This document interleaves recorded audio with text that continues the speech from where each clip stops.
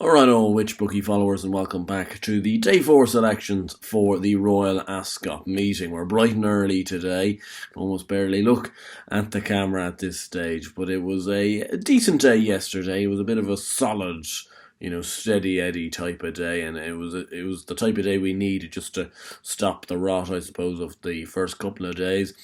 Magical Lagoon was the reason for that, really. A good winner of the Ribblesdale Stakes, very game in the finish as well, alongside a couple of places in the big handicaps as well, meant that we were up on the day and up nicely on the day. We move on to day 4's action. It gets no easier as the week progresses, I can tell you that for no charge, and I've only got the 3 selections for today, and I've tried to keep it condensed because I just don't feel I'd almost be gaining from putting up more selections because I'm not overly confident on horses, So if I'm not having that confidence, I'm not going to put them up on this channel. Starting off though, the 305 race, it seems to be a trend that the 305 seems to be my go-to for the first selection of the day in the Commonwealth Cup, and I quite like Michael O'Callaghan's horse in this Twilight Jet. I put up his horse in the Norfolk on the Lucky 15 on the channel.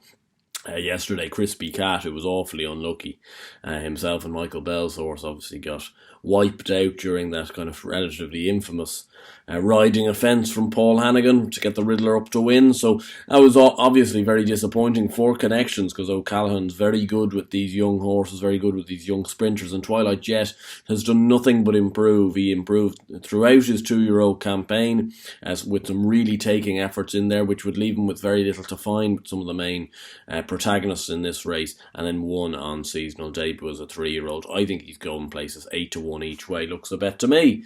The 420 race, the Coronation Stakes, Alpha Centauri, Alpine Star. I'm hoping Discoveries adds her name to the family list of winners of this race in the last couple of years.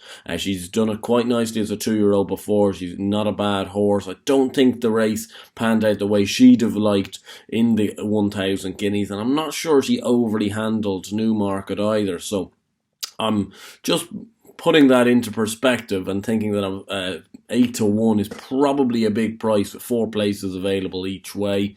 Back on Twilight Jet, there was 5 places available each way for his race, but Discovery's only the 4.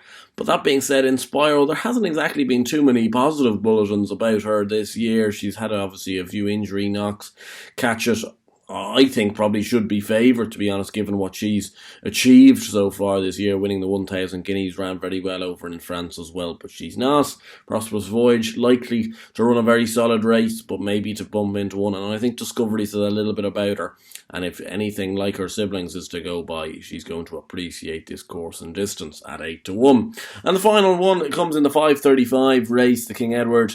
I like changing of the guard in this. I think it's between the top 2. I can't see. I know Lysander's in there. The other 3, I couldn't see winning this race, to be honest. I think it's between Ottoman Fleet and Changing of the Guard. I'm going to go with Changing of the Guard and hope that the Derby exploits haven't taken their toll too much on him. I think if he repeats that or repeats his Chester Vase win, he's going to go very close here. He is 15-8. Anyway, best of luck with those 3 selections. Hopefully they'll give us a little bit of joy and a little bit of excitement on this Friday of action until tomorrow morning, where we'll be going through all the good stuff from the final day on Saturday. Stay safe, stay well, and a few bets. I'll see you then.